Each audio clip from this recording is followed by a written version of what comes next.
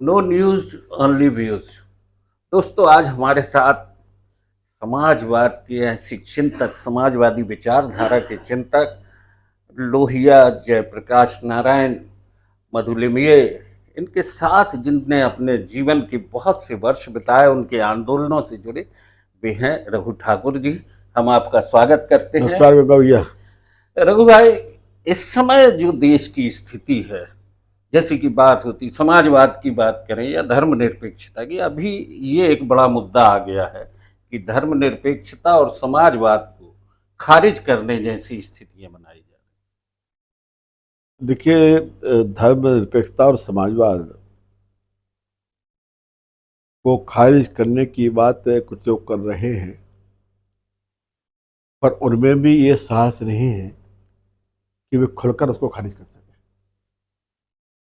और उन्हें भी शुरुआत कहाँ से की थी? 1980 में जब भारतीय जनता पार्टी बनी तो बम्बई के अधिवेशन में उन्होंने जो प्रस्ताव किया था, आपको याद होगा, रही जी। उस पर लिखा था गांधीवादी समाजवाद। तो अपनी शुरुआत के लिए उनको भी गांधी की जरूरत थी और समाजवाद की आवश्यकता थी। मैं जानता हूं कि एक बड़े हिस्से को, उनके जो पार्टी का एक बड़ा हिस्सा, उसके मन में पूंजीवाद की विचारधारा है। और संघ की तो दृष्टिकोण या सोच ही है कि हिंदू राष्ट्र बनना चाहते हैं। तो वो धर्मनिरपेक्षता को भी नहीं मानते हैं, परंतु ये कहने का साहस भी उनमें सीधे सीधे नहीं है। तो उसके लिए वो आपातकाल के साथ जोड़ रहे हैं। वो ये तर्क दे रहे हैं कि आपातकाल में चूंकि संविधान संशोधन हुआ था और उसमें ये जोड़े गए थे प्रेम बिल में, इसलिए ये गलत है। पर जो दूसरा जो दृष्टिकोण है, वो दृष्टिकोण ये है कि जो चीज संविधान संशोधन से जुड़ गई उसे आप खारिज नहीं कर सकते। प्रेमबिल जो है ये संविधान का जो मूल है, उस मूल का एक हिस्सा बन गया, तो उसको आप हटा नहीं सकते। सुप्रीम कोर्ट का जो फैसला हुआ था, केशवानंद भारती वाला फैसला, उस पर भी सुप्रीम कोर्ट ने कहा था कि जो संविधान के अन्य प्रावधान हैं उनमें आप बदलाव कर सकते हैं, पर जो संविधान का मौलिक है, मूल है, उसको आप नहीं बदल सकते। तो जो मूल बन गया है उसको आप नहीं हटा सकते। भारतीय जनता पार्टी ने पहल, या उनके संघ के लोगों ने पहल की है। इस पहल का एक उद्देश्य उनका पीछे से ये है कि वो एक वातावरण बनाना चाहते हैं चर्चा शुरू हो। ये संघ का तरीका रहा है कि जिस मुद्दे को वो 20 साल के बाद या 15 साल के बाद या 10 साल के बाद उठाते हैं, 10 साल पहले से उसकी चर्चा शुरू कर देते हैं। तो ये चर्चा भी उन्होंने इसी उद्देश्य से शुरू की है कि अब वो इसके लिए वातावरण बनाएंगे, परंतु भारतीय समाज इसको स्वीकार नहीं करेगा। जहां तक ये कहा जाता है कि हम पंथ निरपेक्षता में या सर्वधर्म समभाव में विश्वास करते हैं, तो धर्म निरपेक्षता में और सर्वधर्म समभाव में फर्क है। सर्वधर्म समभाव ये एक व्यक्ति का गुण है।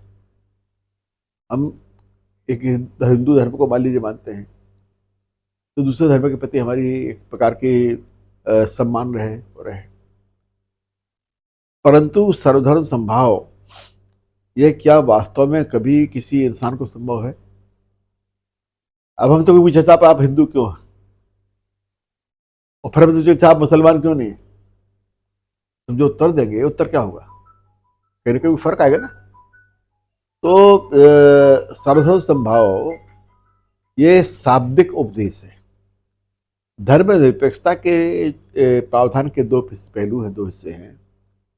एक हिस्सा तो ये है कि राज्य के लिए किसी व्यक्ति के साथ में, किसी नागरिक के साथ में धर्म के आधार पर कोई भेदभाव नहीं करना चाहिए, एक।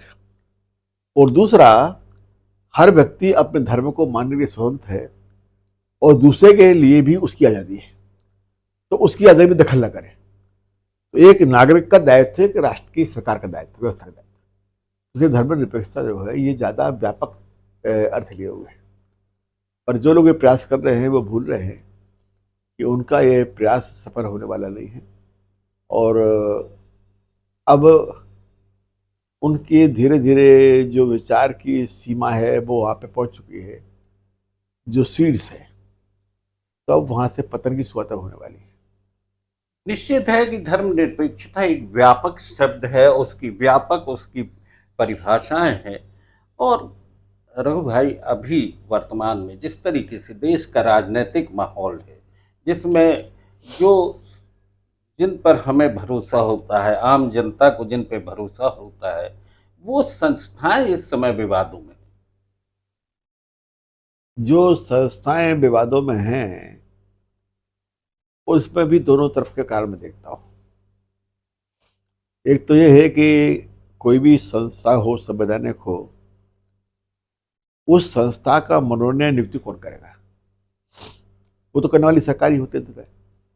जैसे वाली हमारे यहाँ सुप्रीम कोर्ट है, हाई कोर्ट लोग, जज लोग हैं, इनकी नियुक्ति राष्ट्रपति जी करते हैं, कॉलेजियम प्रस्ताव देता है, सरकार उसकी संस्तुति करती है। तो बगैर सरकार की संस्तुति तो हमें नियुक्ति नहीं होती ना। तो जब सरकारें नियुक्ति करेंगी तो स्वाभाविक है कि सरकारें अपने विचार के अनुकूल पक्षपात करेंगी। ये एक मानवीय स्वभाव में मानता हूँ, इसमें कोई वो नहीं हाँ, है। जब कांग्रेस थी तो वो भी अपने तरीके वो से भी कर अपने रही तरीके थी। से करती थी, वो अपने लोगों के लिए करती थी, उनके कांग्रेस के जो लोग हैं उनके परिवार के लोग हैं, और वो जो फैसले करते वो फैसले भी कैसे करते थे। अब हमने चूंकि कांग्रेस की आपने चर्चा की तो हम दोनों आपकी चर्चा में बताते हैं बात को। हम लोग यहाँ सुचल माथुर जी के जो बेटे थे वो माथुर साहब मुख्य न्यायाधीश बन के आए थे। जबलपुर में हाईकोर्ट में एक कार्यवाहक मुख्य न्यायाधीश थे झा साहब, निहायत ईमानदार आदमी थे और बहुत हिम्मती आदमी, साहसी आदमी थे। और आपके जबलपुर के एक बड़े मान्य वकील थे एन एस काले, काले साहब, जी। और साहसी वकील थे। तो जब विधायकों को पेंशन शुरू हुई, सांसदों को पेंशन शुरू हुई, तो हमने काले साहब से कहा कि इसके ऊपर एक याचिका मैं करना चाहता हूँ। काले साहब में समाज सेवा का बड़ा भाव था। आज भी जिंदा नहीं है, मैं उनको सैल्यूट करता हूँ, उनका सम्मान करता हूँ, उनको अपना सम्मान व्यक्त करना चाहता हूँ कि उन्होंने सार्वजनिक जीवन के सवालों को लेकर कभी भी आप सोचिए कि एक पैसा हमसे नहीं लिया कभी भी। और बल्कि ये होता है कि अगर हम कोई याचिका पेश करने आते तो कहते कि अरे भाई आप क्यों चिंता कर रहे हैं। काले साहब से कहा हमने कि भाई इस पर एक याचिका पेश की, उन्होंने याचिका पेश की और झा साहब ने पेंशन के ऊपर रोक लगा दी। करीब करीब 2 साल पेंशन पर रोक लगी रही। हमारे पूर्व विधायक मित्रों ने हमसे बहुत कहा कि अरे वापस कर लीजिए, नहीं माने। कई मित्रों ने हमें बड़ी गालियां भी दी, ये भी कहा कि तुम मर जाओ, हमारा बड़ा हित कर रहे हो, हमारे पैसे नहीं मिलने दे रहे हो। पर नहीं, एक सिद्धांत की बात है कि कोई पूर्व विधायक के लिए पेंशन नहीं मिलनी चाहिए। विधायक की नौकरी नहीं है, आप तो चुन के आए हैं ना, वोट मांग के आए हैं, तो आपको पेंशन की क्या आवश्यकता है। और जो लोग आज भारतीय जनता पार्टी के लोग आपातकाल का विरोध करते हैं, उनके प्रावधानों का विरोध करते हैं, वो ठीक करते हैं, मैं भी करता हूँ। और उनको मैं बताना चाहता हूँ, याद करना भी चाहता हूँ कि जो पेंशन है तो आपातकाल की संतान है। 1976 के पहले हिंदुस्तान में ना एमपी की पेंशन थी ना एमएलए की पेंशन थी। तो आप आपातकाल का विरोध करते हो तो आपातकाल की संतान का विरोध क्यों नहीं करते? पेंशन तो लोगे विधायक की, सांसद की, तो कहो आपातकाल खराब है। तो पैसा अच्छा है और बुरा है। तो जब ये चर्चा हुई है आगे बढ़ी तो उन्होंने स्टे किया, झा साहब ने स्टे किया इसके लिए, वो स्टे था। अब बाद में जब 1993 के अंत में और 94 के शुरू में कांग्रेस सरकार बन गई, देवेश सिंह मुख्यमंत्री बन गए और माथुर साहब के बेटे जो चीफ मिनिस्टर थे राजस्थान के, उनके बेटे यहाँ मुख्य न्यायाधीश बन के आ गए। तो आप देखिए कि बगैर सुनवाई की तारीख के उन्होंने फाइल बुलाई और हमारा केस निरस्त कर दिया। ये कौन सा कानून है? ये क्या कारण था? कारण सिर्फ ये था कि उस समय कांग्रेस सरकार थी और कांग्रेस सरकार के लोग चाहते कि पेंशन मिले। तो माथुर साहब का भोपाल जाना होता था तो दिग्विजय सिंह उनका भोजन होता था, और दिग्विजय सिंह जो जयपुर आते थे उनका भोजन माथुर साहब क्या होता था। सरकार के इशारे पे आपने फैसला किया है। यानी सरकार अपने तो हितों के लिए सरकारें कोई भी हो, वो सरकारें न्यायपालिका को भी कहीं ना कहीं संबंध बना के रखती हैं, या संबंध होता है, स्वाभाविक संबंध होता है। आज जो सरकार में हैं वो उनके परिवारों के वकील हैं, बच्चे हैं, वो बनेंगे, स्वाभाविक है। पर ये प्रश्न है जज से, मुझे शिकायत बनाने वाले से नहीं है। आपको कोई बनाए कि भाई गंगा भैया को बना रहे हैं, हमारे रिश्तेदार हैं, तो ठीक है, उससे एक भावना से बनाया है।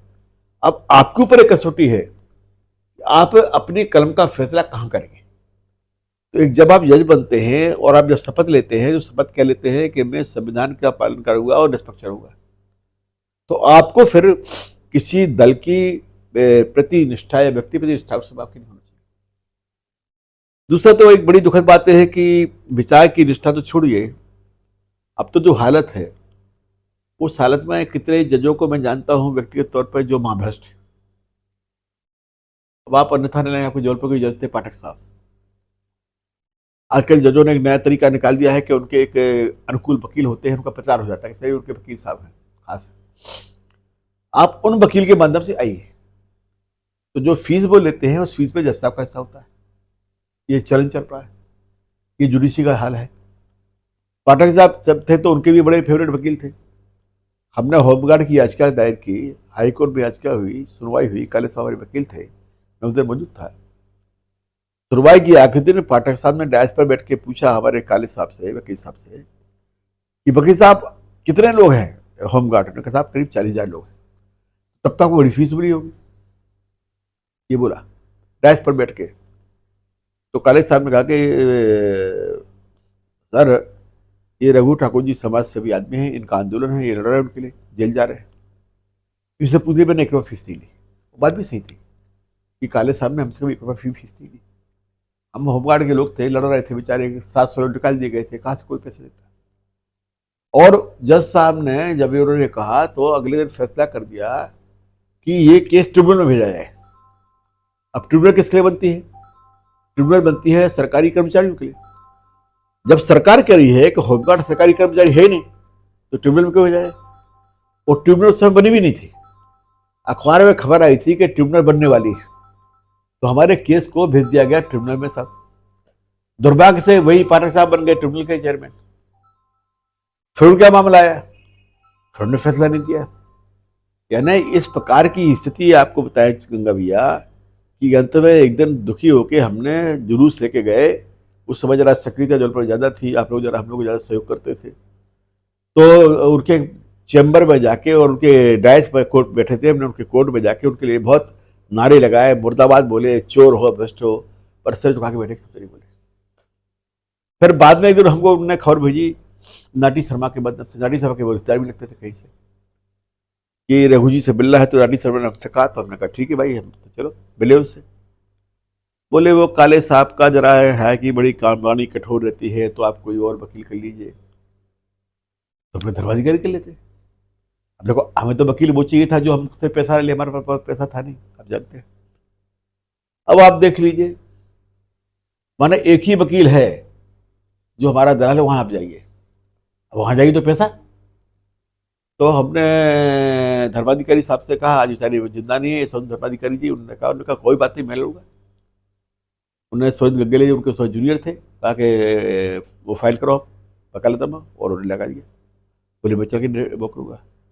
तो उस जज साहब ने बहस ही नहीं सुनी कभी। तो ये जुडिशरी कम भ्रष्ट है भाई। आपकी विचारधारा जो भी हो, आपका धर्म जो भी हो, जाति जो भी हो, और जब न्यायाधीश की सीट पर आप हैं, तो आपका भी दायित्व है कि आप उस न्यायाधीश के पद का भी जो विधान है, जो सोच है, उसका पालन करें।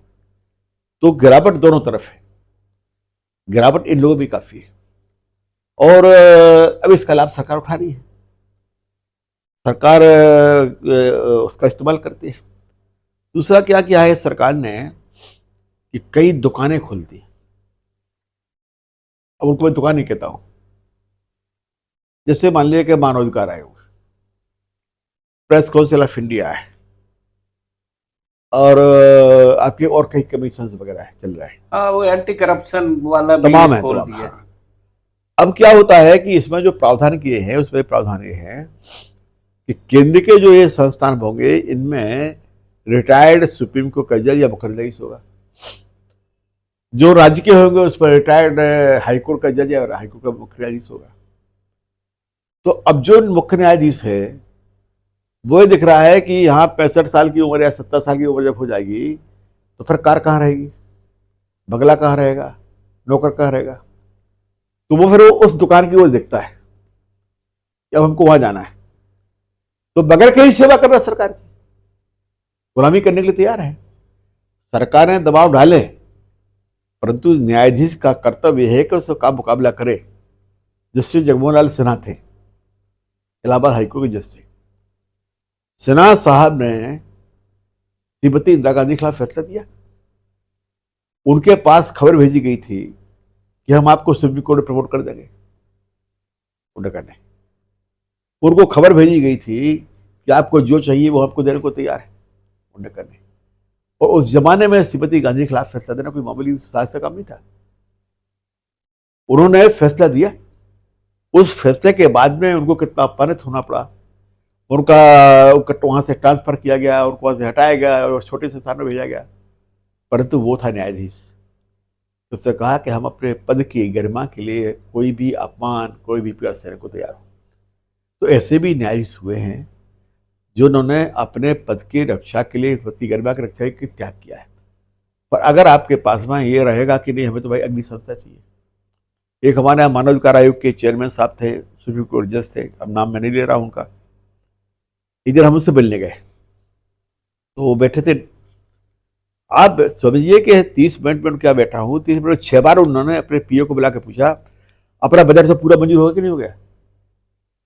और बजट में क्या है आप देखिएगा कि ह्यूमन राइट कमीशन ऐसी जो संस्थाएं बनी हैं, साल में प्रेस काउंसिल ऑफ इंडिया का जो चेयरमैन बनेगा वो 8 दौरे जो है विदेश से जाएगा।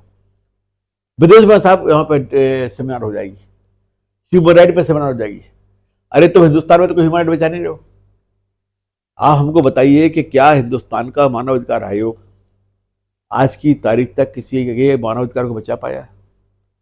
प्रेस काउंसिल ऑफ इंडिया ने कोई प्रेस की आजादी के लिए काम किया? एक टिप्पणी लिख देंगे मामला खत्म हो गया। कहा जाता है कि प्रेस काउंसिल ऑफ इंडिया एक ऐसा है जो भौंकने वाला है, काटने वाला नहीं। क्या काम का? तो सरकार ने संस्थाओं की दुकानें खोल दी हैं। जज साहब को पता है कि हमको उम्र के बाद रिटायर्ड होना है। घर वाली बोलती है कि नहीं देखो तैयारी कर लो, तुमको वहाँ जाना है, कल बंगला नहीं तो ये खाली करना पड़ेगा। तो ये सब लगा हुआ है। तो जुडिशरी खुद भी भ्रष्ट है, कम नहीं है। अपवाद है, मैं नहीं कहता अपवाद नहीं, अपवाद हैं। जगमोहन लाल सिन्हा अपवाद थे, झा साहब अपवाद थे, और भी कई वाजपेयी साहब थे, BD वाजपेयी थे, अपवाद थे।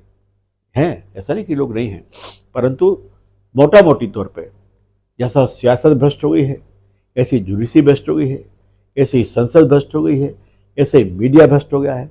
इस सारे समाज के इस दौर में हम लोग लड़ रहे हैं।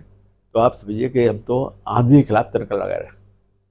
दोस्तों, समाजवाद की विचारधारा और एक बेखौफ होकर अपनी बात कहने का साहस जिस तरीके से रघु भाई में है, उन्होंने अपनी चर्चा के दौरान बहुत ही सहजता से, सरलता से देश के उन मुद्दों पर हाथ रखा है जो वास्तव में समझने की ज़रूरत है। उस दर्द को महसूस करने की ज़रूरत है कि हम किस देश की, किस व्यवस्था के बीच में अपने आप को संघर्ष के साथ खड़ा कर रहे हैं। नो न्यूज़ ऑनली व्यूज पर आज की चर्चा यहीं तक। रघु भाई बहुत बहुत धन्यवाद गंगा भैया। इसी पर चर्चा करते रहिए और व्यूज देते रहिए, ये अच्छा है। आपने सारी जिंदगी न्यूज परोसी है, अब व्यूज परोस का आप ठीक काम कर रहे हैं, क्योंकि न्यूज वक्ती होती है, व्यूज शाश्वत है।